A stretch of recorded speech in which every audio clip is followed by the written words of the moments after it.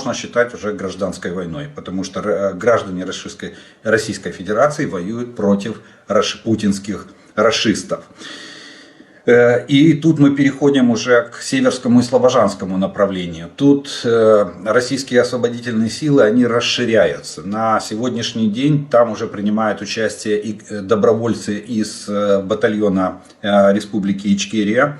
Это чеченцы, которые воевали за свою независимость в начале 90-х годов. И две войны Российской Федерации, первую войну Российская Федерация проиграла, а вторая война опять в таком же кровавом стиле, как сегодня, Путин, что тогда, еще будучи премьер-министром, он на этой войне построил взорвав до десятка домов с гражданами России, создал общественное мнение и начал Вторую Чеченскую войну, на которой, в принципе, и выиграл выборы.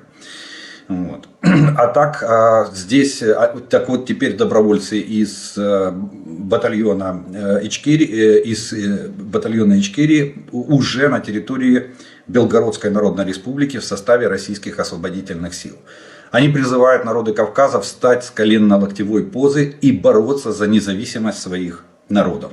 А также анонсируют для Кадырова и его шайтанов сюрпризы. Бои продолжаются четвертые сутки в Курской и Белгородской областях.